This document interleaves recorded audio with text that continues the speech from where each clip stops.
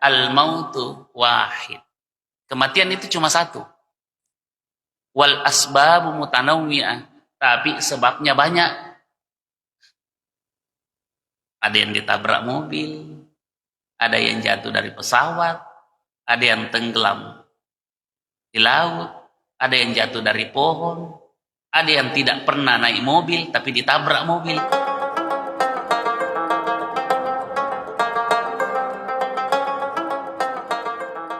Hadirin sidang jamaah majelis pengajian dan salat maghrib. Kita tentu selalu memuji Allah Subhanahu wa ta'ala dengan segala sifat kesempurnaannya dan bersyukur atas segala nikmatnya. Salam dan salawat semoga tercurah selalu kepada Rasulnya Muhammad sallallahu alaihi wasallam dan juga kepada kerabat dan sahabat beliau radhiyallahu taala anhum. Di antara maghrib dan isya ini kita sembari mungkin ada yang berzikir, menyempurnakan zikir dan wiridnya. Kita juga manfaatkan ini untuk menjadikan momentum untuk mentadaburi firman Allah Subhanahu wa ta'ala.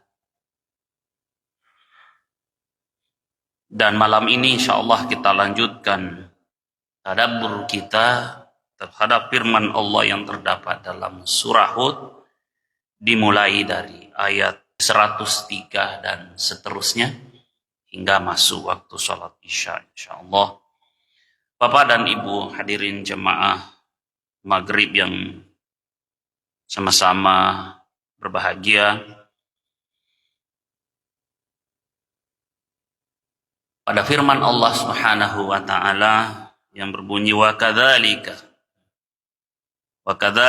akhdhu rabbika idza akhadhal qura wa hiya zalimatun inna akhzahu alimun syadid. Demikianlah siksa Tuhanmu, demikianlah siksaan Tuhanmu apabila dia mengazab penduduk negeri-negeri yang berbuat zalim. Sesungguhnya siksaannya sangat pedih bagi yang sangat dan lagi sangat berat. Konteks ayat ini membicarakan tentang peringatan akan hukuman Allah sebagai sampel, sebagai contoh untuk mengingatkan kepada umat manusia sebelum tiba masa deadline atau sebelum pintu taubat itu ditutup. Maka azab yang diberikan sebagai bukti kepedulian Allah kepada makhluknya termasuk kepada manusia yang zalim, kafir sekaligus, sepanjang dan selama belum tiba masa deadline itu Allah menanti agar umat manusia itu tersadar untuk kembali kepada Allah Subhanahu wa ta'ala sebelum benar-benar dikembalikan kepadanya. Jadi memang hidup ini harus terbiasa kembali, Pak. Mengapa kita mengatakan kembali? Oleh karena kadang kita menjauh. Sore ini kita merasa dekat, tapi mungkin malam sebentar kita merasa jauh, harus kembali mendekat. Bahkan harus berupaya kembali bersama dengan Allah. Nah, ini dibutuhkan ketelatenan tanpa henti karena manusia itu cenderung berubah setiap saat. Iman kita, kualitas iman kita di pagi hari belum tentu sama di sore hari dan belum tentu sama di malam hari. dia sifatnya yazidu wa yanqusu. Ada kalanya grafiknya naik, tapi ada kalanya juga anjlok.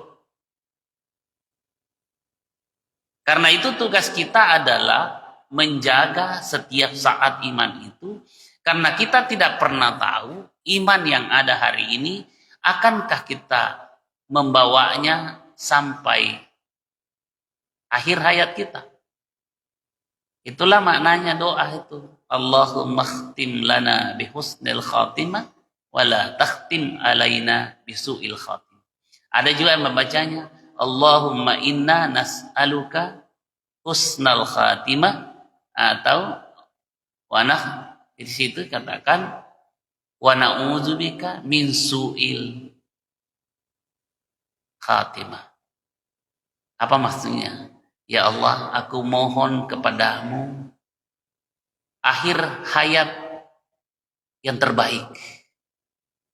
Dan aku berlindung kepadamu dari akhir hayat yang buruk. Itu kita mohon kepada Allah. Ciri orang yang baik akhir hayatnya adalah ketika dia semakin taat, semakin tekun di dalam beribadah, semakin tekun dalam mendekat kepada Allah, dan semakin baik hingga akhir hayatnya. Itulah cirinya orang husnul khatimah. Dan husnul khatimah itu klimaksnya adalah ketika orang itu mengakhiri hidupnya dengan kalimat la ilaha illallah. Tentu kalimat la ilaha illallah ini totalitas, baik ucapan, kesadaran, dan iman. Itu semuanya menyatu menjadi kalimat la ilaha illallah. Makanya ada Pak, orang yang sementara mengaji meninggal. Bilang kenapa meninggal? Jantungnya. Ya itu kan penyebab kematian namanya. Ada orang sementara memimpin sholat, ruku, jatuh. Ada juga yang sementara sujud, tidak bangun-bangun lagi. Sampai di. Baik ketika dia memimpin sholat maupun ketika dia menjadi jamaah di belakang. Bayangkan Bapak Ibu, ketika kita mengakhiri hayat kita itu dengan keadaan husnul khatimah, entah dalam keadaan berudu, entah sedang menuju ke masjid, itu sudah termasuk. Belum sampai di masjid, tapi niatnya menuju ke masjid. Menuju kepada Allah. Ada juga orang yang pas baru mau sholat, itu sudah sampai. Ada juga yang sementara sholat, itu sudah sempurna. Ada yang mengatakan, ini. Kenapa meninggal? Jantung. Ya kan? Itu yang dikatakan al-mautu wahid. Kematian itu cuma satu. Wal asbabu mutanawwi'ah. Tapi sebabnya banyak. Ada yang ditabrak mobil, ada yang jatuh dari pesawat, ada yang tenggelam di laut, ada yang jatuh dari pohon, ada yang tidak pernah naik mobil tapi ditabrak mobil, ada yang tidak pernah naik motor tapi ditabrak motor. Jangan mengatakan bahwa, wih celaka, belum tentu, itu hanya sebab. Tapi kalau dia ditabrak mobil, tapi menuju pada suatu kebaikan, itu juga husnul khatimah. Jadi ini yang perlu dijaga. Karena kita lah yang paling tahu apa tujuan kita sehingga kita berakhir. Nah, Bapak Ibu sekalian, nah disinilah dikatakan bahwa Allah senantiasa menunggu hambanya selama belum berakhir. Belum ditutup pintu taubat. Kapan itu pintu taubat? Ketika roh itu sudah berada di kerongkongan. Maksudnya sebentar lagi berpisah. Itu tidak bisa lagi. Di situ batasnya. Karena itu sebabnya biasanya orang yang mau meninggal itu diingatkan, dibantu dengan kalimat la ilaha illallah. Pokoknya kalimat-kalimat yang bagus lah. Dan jangan terbiasa berdebat di dekat orang yang sakaratul maut. Itu terganggu, Pak. Kalau ada yang mau kita perdebatkan, bila-bila ki uluk. Karena itu orang terganggu itu. Biarkan orang itu ini. Nah, inilah yang kita mau, bahwa dokter-dokter atau perawat yang sedang bekerja di rumah sakit itu tahu, karena tidak semua orang yang diobati itu akan sembuh. Ada yang berakhir dengan kematian. Nah, bagaimana dokter dan perawat itu mendampingi orang bukan hanya untuk melanjutkan hidup, tapi untuk mengakhiri hidup juga. Dia harus pandai untuk mendampingi. Nah, disinilah kita, misalnya dokter-dokter yang kita sedang didik di UIN Alauddin, perawat-perawat yang sedang kita didik, itu persiapkan, sudah harus tahu juga bagaimana caranya menuntun orang yang mau meninggal. Karena ternyata tidak semua orang diobati akhirnya sembuh. Ada juga memang sudah waktunya untuk pulang. Nah, bagaimana dokter dan perawat atau tim medis yang mendampingi itu bukan hanya berobsesi untuk menghidupkan, tapi berobsesi untuk menuntun menuju kehidupan yang sesungguhnya, yaitu setelah kematian. Itu bekal yang paling bagus. Jangan terlalu ribut pada saat itu yang. Nah, orang yang zalim sekalipun, kalau mau dia kembali ke jalan yang benar, Allah senantiasa Ghaffar, Tawwab, Maha menerima taubat, Maha pengampun. Karena itu jangan pernah berputus asa dan jangan pernah memvonis orang calon penghuni neraka itu. Jangan. Karena kita tidak pernah tahu akhir hayatnya orang. Jangan pernah terlalu percaya bahwa sayalah orang terbaik atau orang ini terbaik. Kita tidak pernah tahu persis apa yang terjadi besok. Itu rahasia Allah Subhanahu wa Ta'ala.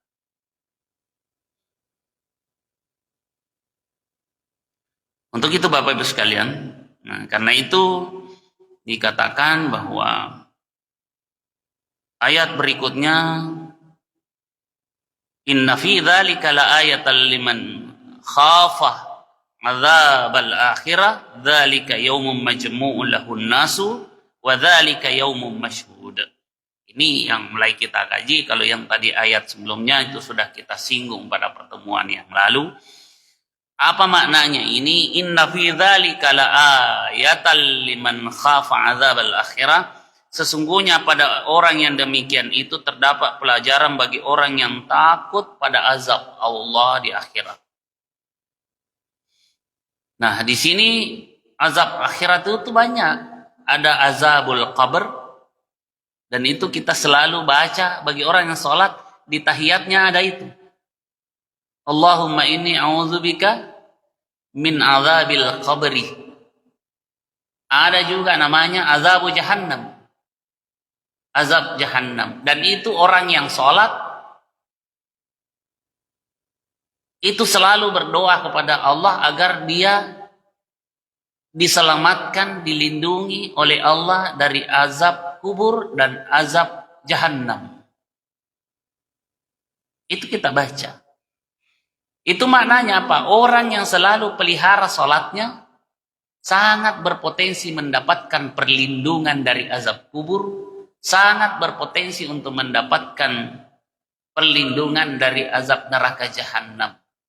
Karena dia selalu sadar dan berdoa kepada Allah, meminta siang dan malam agar diselamatkan dari azab. Itulah yang kita baca, wa qina azabannar. Rabbana atina fid dunya hasanah wa fil akhirati hasanah wa qina azabannar. Bapak Ibu sekalian. Lalu Allah katakan, dzalika yaumun majmu'un lahun nasu wa dzalika yaumun mashhud. Itu adalah hari ketika semua manusia dikumpulkan untuk dihisab. Dan itu adalah hari yang disaksikan oleh semua makhluk. Yang dimaksud di sini adalah ada namanya yaumul hisab. Hari perhitungan. Amal baik dihitung. Amal buruk pun dihitung. Sudah itu ditimbang. Mana yang lebih berat? Kalau lebih berat yang menuju surga, maka dia akan masuk. Tapi kalau lebih berat ke neraka, maka dia akan transit dulu di neraka. Bagaimana itu? Wallahu a'lam bishawab. Saya tidak bisa menjelaskan bagaimana itu di dalam neraka kecuali diterangkan oleh Al-Quran dan diterangkan oleh hadis. Rasanya tidak perlu kita tahu itu. Yang jelas mengerikan. Itu kesimpulannya. Bermacam-macam narasi Al-Quran tentang itu, tapi semuanya mengerikan. Karena itu, dosa berpikir seperti itu. Kita lebih mendekat kepada pencipta neraka dan surga. Yang mana lebih bagus, Pak? Meminta surga? Iya. Karena itu kita harus selalu mendekat kepada Allah Subhanahu wa taala. Karena neraka dan surga itu kecil bagi Allah. Kalau Allah sudah mencintai hambanya, maka neraka itu menjadi kecil. Mengapa? Kan Allah yang menciptakan itu. Allah yang penciptanya. Maka mendekatlah kepada pencipta. Bahkan surga sekalipun, ketika bertemu dengan Allah, Rasulullah mengatakan tidak ada lagi nikmat di atasnya itu ketika bertemu dengan Allah. Tidak ada lagi nikmat yang lebih besar yang melebihi pertemuan kita dengan Allah. Makanya ahli surga nanti ketika dia melihat wajah Allah, wujuhu yaumaidin nadhiratun ila rabbiha nadhira, ketika dia memandang kepada Allah, baru cahayanya Allah yang diperlihatkan itu sudah nikmat yang dia melupakan surga itu. Tapi karena Allah Subhanahu wa taala ini adalah Tuhan yang senantiasa memberikan ampunan dan kasih sayangnya. Maka sebelum itu tiba semuanya, bersandarlah pada rahmat Allah. Wala tai'asu mir rauhillah. Jangan pernah berputus asa dari rahmat Allah. Pernah berdosa? Jangan putus asa. Allah, rahmat Allah lebih besar daripada dosa kita. Tapi jangan juga mengandalkan rahmat Allah ketika kita juga terus-terus dalam kemaksiatan. Artinya apa? Berupayalah bertobat dari kemaksiatan dan berharaplah kepada rahmat Allah. Makanya di dalam Islam ini ada dua pekerjaan yang harus seimbang kita miliki. Yang pertama ada namanya khauf, selalu merasa takut. Tapi di sisi lain ada namanya raja, penuh dengan harapan. Nah, takut bila melakukan dosa itu namanya khauf. Jangan. Atau jangan terlalu bersandar kepada amal. Itu namanya khauf. Tapi raja itu artinya tiada lagi yang kita harapkan kecuali kepada Allah. Itu raja namanya. Jadi hidup ini, ibadah ini harus seimbang. Jangan berharap rahmat Allah semata tapi tidak melakukan ibadah. Atau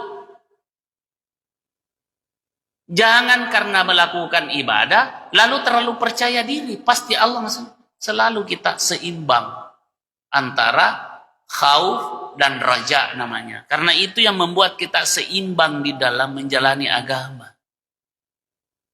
Jangan pernah berputus asa dan memvonis jika kita melihat ada orang yang masih belum sadar sekali. Tetapi jangan di satu sisi juga jangan terlalu mengatakan pasti masuk surga orang ini. Karena kita tidak pernah tahu itu semua. Tugas kita adalah menjaga ibadah kita, menjaga iman kita, menjaga penghambaan kita, menjaga takwa kita kepada Allah setiap saat. Semoga upaya-upaya itu menjadi jembatan datangnya rahmat Allah Subhanahu wa ta'ala. Ya, di situ pun. Dan pada hari itu ada namanya yaumul hisab. Nah, hari perhitungan. Tapi Umar bin Khattab mengatakan begini. Hasibu anfusakum qabla an tuhasabu. Coba hitung-hitung memang dirimu amalmu sebelum kau yang benar-benar dihitung sebagai terdakwa. Hitung memang dirimu. Jadi kita yang bertugas menghitung-hitung, menganalisis, mengintrospeksi diri, itu tugas kita sebelum kita yang diaudit. Jadi tugas kita itu adalah melakukan audit, melakukan introspeksi diri sebelum kita yang dihitung, sebelum tiba hari perhitungan, namanya yaumul hisab. Karena dikatakan bahwa itu orang yang beriman bertakwa, fasaufa yuhasabu hisaban yasira. Dia akan diaudit, dia akan dihisab dengan cara yang praktis, mudah, tidak menyulitkan. Yang kita khawatir, yang kita mohon kepada Allah, kan nanti yang periksa ini misalnya malaikat yang menakutkan, Pak.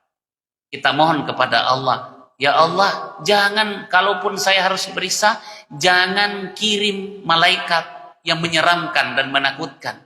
Karena kalau yang menyeramkan dan menakutkan, itu sudah siksa di situ. Sudah tersiksa. Kirim malaikat yang ramah, dan dia bisa memberi salam sebelum itu. Maka orang seperti ini akan diaudit oleh Allah melalui malaikat itu dengan fasaufa yuhasabu hisaban yasira. Dia akan dihisab dengan cara yang praktis, mudah. Lalu dikatakan bahwa wadzalika yaumum masyhud, hari itu seluruh makhluk menyaksikan. Seluruh makhluk menyaksikan. Jadi kita disaksikan, yang bersaksi itu adalah seluruh makhluk. Bilang, kenapa bisa seperti ini? Nah, waktunya kau kerjakan ini tidak ada orang yang lihat, Kak. Waktu saya kerjakan ini di tempat yang gelap, tertutup. Kenapa bisa orang bisa menyaksikan semua? Karena hari itu dibuka semuanya. Jadi tidak bisa. Yang kita minta kepada Allah, ya Allah, jika ada aibku di dunia, jika ada kekuranganku di dunia, ada yang memalukan di dunia, ya Allah, tutup itu. Tutup. Itu ada di dalam barasanji ya. Allahumma astur aibahu. Ya Allah, tutup aibnya. Tapi Nabi mengatakan, ciri orang yang akan ditutup aibnya nanti di hari kemudian adalah mereka yang juga suka menutup aib saudaranya. Kalau ada orang yang suka membuka aib saudaranya, membuka aib temannya, bukan karena alasan hukum, karena dia mau permalukan atau dan seterusnya saja, niatnya tidak bagus, maka Allah akan membuka juga aibnya pada hari kemudian. Maka dikatakan, man satara aiba akhihi satarallahu uyubahu yaumal qiyamah. Siapa yang suka menutup aib dan kekurangan saudaranya, maka Allah akan menutup aib-aibnya pada hari kiamat. Maka kesaksian makhluk pada hari kemudian itu kita berharap kesaksiannya adalah dalam hal kebaikan, bukan kesaksiannya dalam hal keburukan. Itu sebabnya ketika kita punya aib, kita punya kekurangan, kita bertobat dan memohon kepada Allah agar Allah menutup. Itulah namanya yaghfiru atau ghafara. Itu ghafar artinya menutup. Makanya orang yang beristighfar adalah orang yang minta ditutup kesalahannya oleh Allah. Saya ulang, makna istighfar itu yang kita selalu baca adalah permintaan kepada Allah agar setiap celah, setiap kekurangan, setiap aib kita itu ditutup oleh Allah Subhanahu wa taala sehingga tidak menjadi aib dan kekurangan sampai hari di mana itu di hari perhitungan. Berikutnya Allah Subhanahu wa taala menerangkan bahwa pada ayat 104, wa ma nuakhiruhu illa li ajalin ma'dud. Artinya kami tidak akan menundanya kecuali sampai waktu yang sudah ditentukan. Artinya perjalanan kita itu Allah sudah tentukan, hanya kita tidak pernah tahu persis kapan itu penentuannya, kapan akhirnya. Kita mungkin yakin umur sudah ditentukan, Pak. Adakah yang sudah tahu di sini umur kita berapa? Ada yang tahu. Kenapa paling kita minta umur panjang? Bukankah Allah sudah menentukan itu? Nah, itu kan namanya rahasia. Bisa saja Allah menambah jika Allah menghendaki. Dan siapa bisa protes? Nah, kita tidak ada yang tahu. Yang kedua, makna umur panjang itu, Pak, bukan karena lamanya hidup. Tapi makna umur panjang bisa bermakna walaupun umurnya itu cuma 30 tahun, tapi sejak dia akil balik sampai umur 30 tahun diisi dengan kebaikan. Itu juga panjang umurnya. Daripada ada orang 80 tahun, tapi baru 5 tahun terakhir dia sadar. Berarti umurnya yang sebenarnya baru 5 tahun. Iya. Ada juga orang misalnya hanya 5 tahun dia melakukan kebaikan, tapi kebaikannya berisi perbuatan-perbuatan yang disebut dengan amal jariah. Sehingga walaupun dia sudah meninggal, kebaikannya masih terus mengalir. Itu panjang juga umurnya itu. Jadi ada caranya, kata Nabi SAW, bahwa kalau anak cucu Adam, kita semua manusia ini meninggal, maka yang tidak pernah putus amalnya, salah satu diantaranya ada namanya sadaqatun jariyah. Sedekah jariah itu tidak hanya uang, Pak. Uang iya. Uangnya yang bermanfaat. Jadi kalau mengeluarkan uang, pastikan ini tujuan dan niatnya untuk jangka panjang. Ada amalan yang paling bagus juga itu namanya wakaf. Dan wakaf itu tidak mesti banyak. Kalau banyak lebih bagus dan ikhlas. Tapi kalau tidak banyak, tidak harus banyak. Ada namanya sekarang kan wakaf walaupun 10.000 per bulan misalnya. Kita wakafkan itu memang 10.000, tapi itu bermanfaat dalam waktu yang panjang. Itu bermanfaat terus. Ya tentu termasuk ini membangun masjid, membangun sarana untuk dipakai orang beribadah, membangun sarana yang bisa dipakai orang melakukan kebaikan dan itu dimanfaatkan secara berkelanjutan. Ini orang yang menemukan amalan seperti ini termasuk orang yang panjang umurnya. Mengapa? Karena mungkin memang 10.000 tapi manfaatnya jangka panjang. Maka selama fasilitas itu dipakai untuk kebaikan, maka dia terus mendapatkan tanpa henti. Ini yang disebut dengan sedekah jariah. Makanya beramal juga ini harus cerdas. Cerdas itu maksudnya adalah memilih dan memperhatikan amalan yang bisa berkelanjutan. Membiayai anak-anak untuk bisa sekolah. Uang yang pernah kita berikan dan dia konsumsi, dia belikan pakaian, selama anak itu bermanfaat bagi banyak orang, setiap kebaikan yang dia dapat, kita juga dapat kebaikan seperti yang dia lakukan. Sama Bapak Ibu sekalian, saya bukan karena penceramah ya. Kalau ada orang yang bisa memfasilitasi penceramah, maka biar kita tidak ceramah, orang ceramah itu dapat pahala, kita dapat sama dengan orang itu. Sama dengan orang yang difasilitasi ceramahnya. Pak, kau ceramah mana ki? Kalau orang kalinga. Jadi memang harus sadar.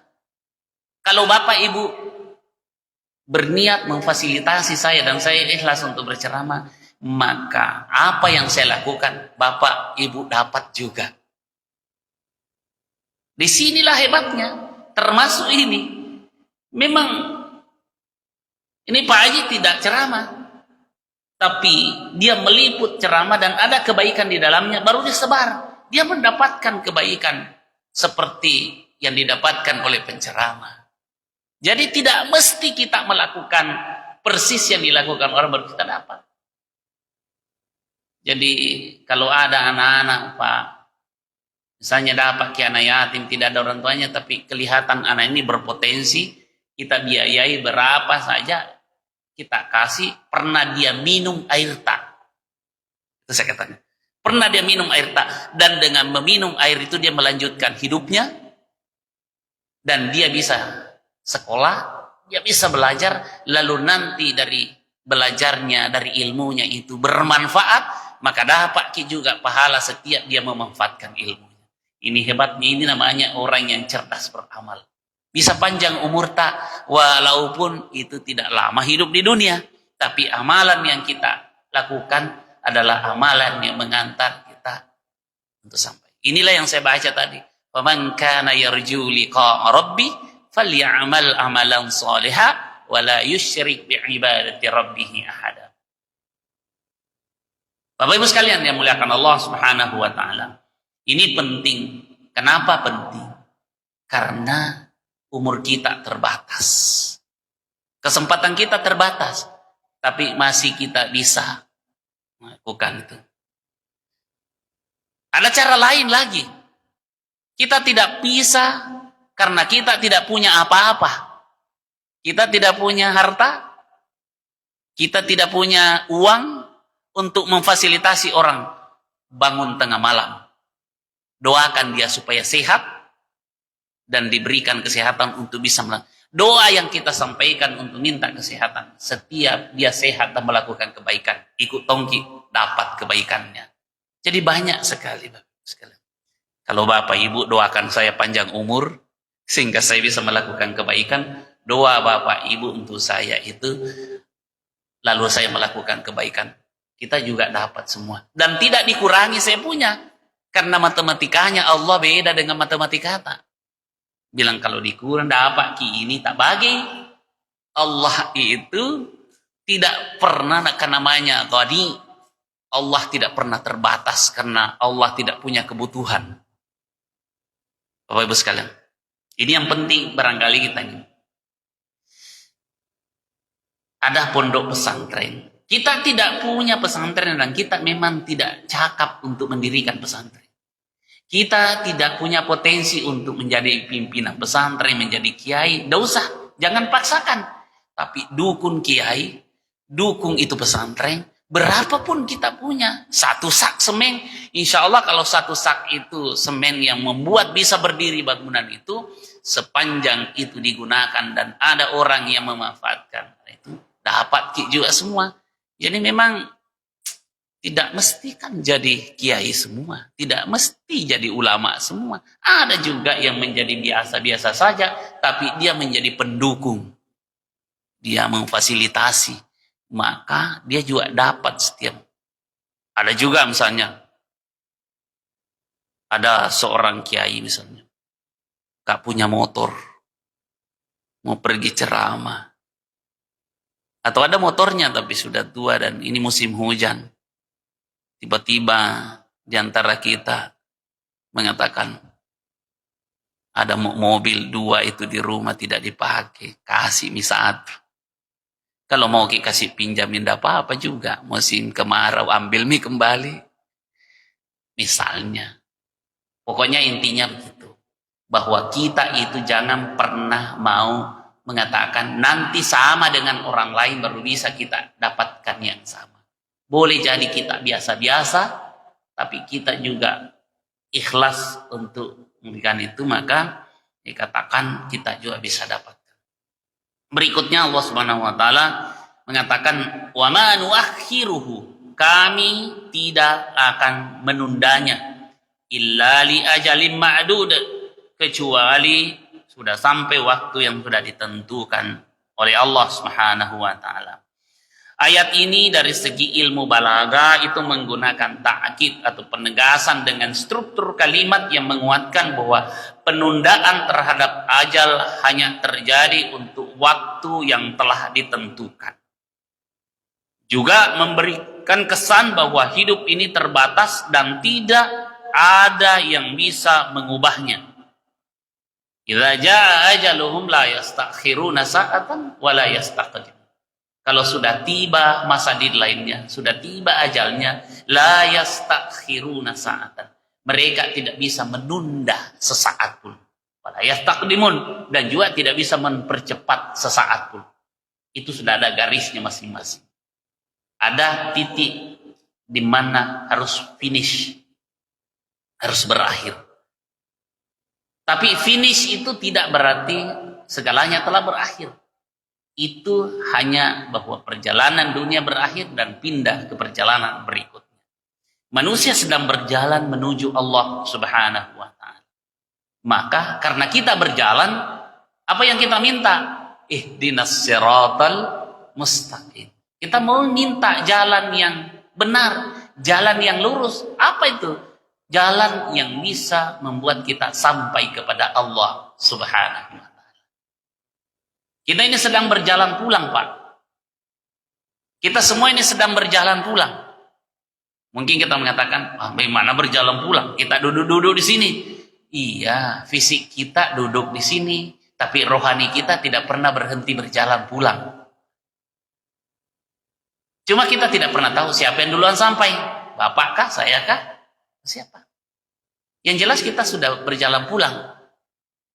Makanya orang yang sudah dipastikan tiba masa deadline-nya, kita hanya bisa berkata inna lillahi wa inna ilaihi rajiun. Kita ini memang mengelirik Allah dan hanya kepada Allah kita kembali.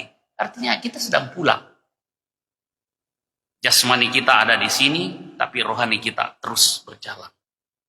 Saya tidak tahu apakah perjalanan kita sudah dekat tiba atau belum. Wallahu a'lam bissawab. Itu rahasia. Tapi kita harus sadar bahwa kita sedang berjalan pulang, Pak. Ya. Lalu Allah katakan, yauma ya'ti la takallamu nafsun illa bi'izni faminhum syaqiyyun wa sa'idun. Ini intinya yang perlu kita lihat. Ya, yauma ya'ti la takallamu nafsun. Sebenarnya aslinya itu la tatakallamu nafsun, tapi disingkat menjadi la takallamu nafsun. Ini rahasia bahasa Arabnya. Yauma ya'ti la takallamu nafsun, ketika hari itu datang, tidak seorang pun yang berbicara. Illa bi'izni, kecuali dengan izinnya. Faminhum syaqiyyun wa sa'idun.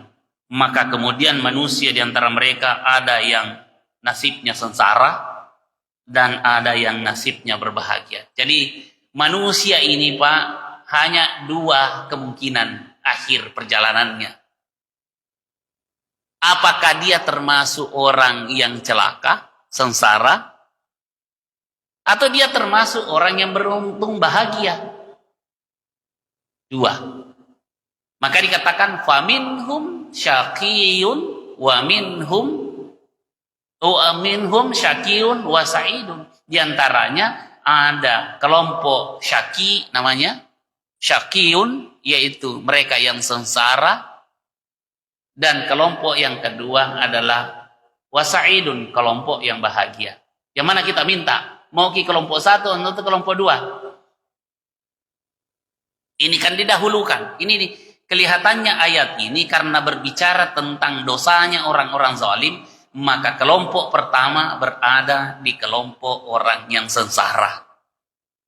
Karena memang ceritanya orang zalim yang dicerita. Maka kelompok pertama itu adalah mereka yang syaqiyyun, yang sengsara.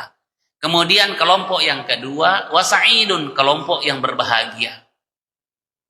Saya kalau pasti di dunia ini diedarkan angket, pasti kalau dikasih pilihan, yang mana kita pilih? Masuk kelompok yang sengsara atau masuk kelompok yang bahagia?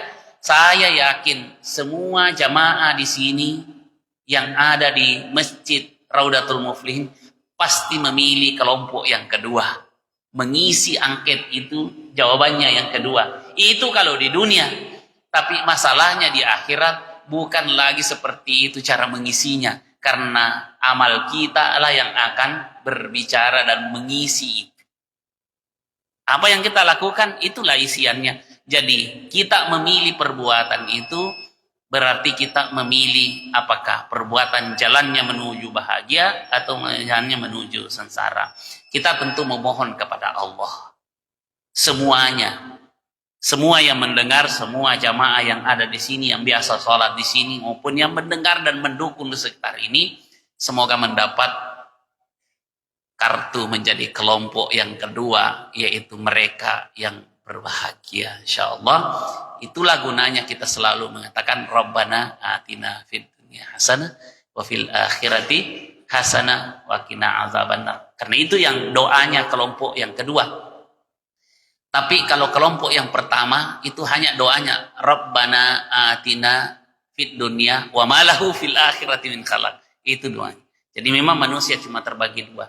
Dan dalam konteks ini semoga Allah menempatkan kita berada dalam kelompok yang kedua, yaitu kelompok yang berbahagia dan beruntung. Amin ya rabbal alamin. A'udzubillahi minasyaitonir rajim. Bismillahirrahmanirrahim. Alhamdulillahirabbil alamin. Allahumma shalli wa sallim ala sayyidina Muhammadin wa alihi wa sahbihi. Allahumma anfa'na bima 'allamtana wa 'allimna ma yanfa'una wa zidna. Allahumma la 'ilma lana illa ma 'allamtana innaka antal 'alim. Allahumma ij'alna minal ladzina yastami'una al-qawla hasanah. Rabbana atina fid dunya hasanah wa fil akhirati hasanah wa qina azabannar. Wa sallallahu ala sayyidina Muhammadin nabiyil ummi wa alihi wasallam. Walhamdulillahi rabbil alamin. Amin amin. Wassalamualaikum warahmatullahi wabarakatuh.